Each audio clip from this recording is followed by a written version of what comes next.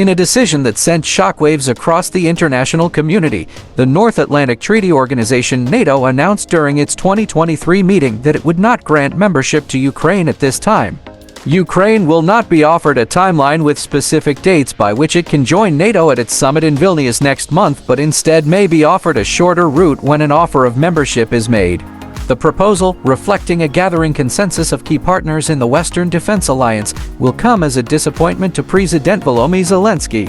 Julianne Smith, the US ambassador to NATO, said an upgrade to a council format would shift the fundamental dynamics, since Ukraine would be meeting as one of 32 attendees, as opposed to a format of 31+1.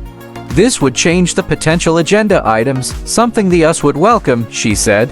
The decision came as a disappointment to many in Ukraine and raised questions about the reasons behind NATO's choice.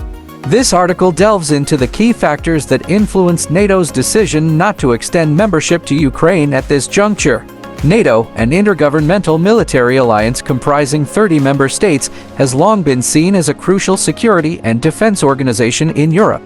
Since its inception, NATO has expanded its membership to include several former Eastern Bloc countries, offering stability and collective security to its members. Ukraine, an Eastern European nation, has expressed its desire to join NATO as a means of reinforcing its security and aligning itself with Western democracies.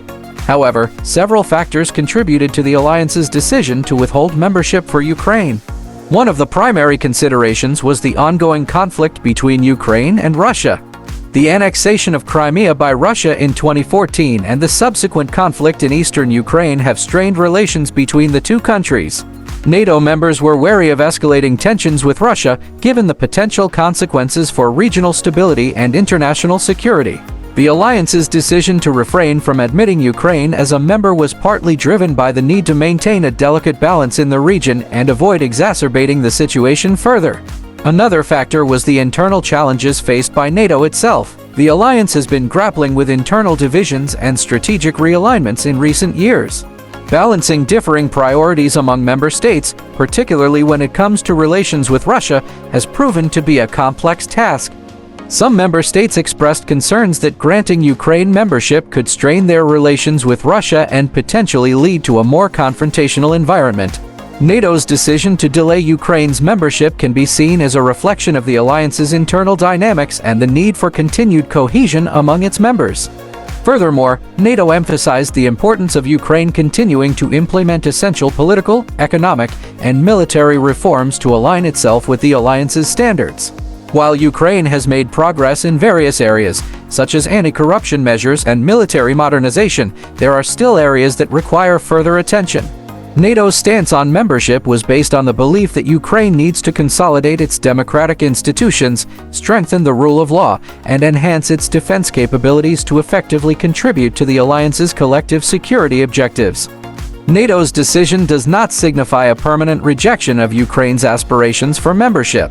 The alliance emphasized its commitment to supporting Ukraine through existing partnerships and cooperation frameworks, such as the NATO-Ukraine Annual National Program. NATO reiterated its support for Ukraine's territorial integrity and condemned any aggression from external actors. As Ukraine continues its reform efforts and navigates its geopolitical challenges, it remains determined to pursue its Euro-Atlantic aspirations. The hope for future NATO membership remains alive, as both Ukraine and NATO maintain a shared goal of enhancing security and stability in the region.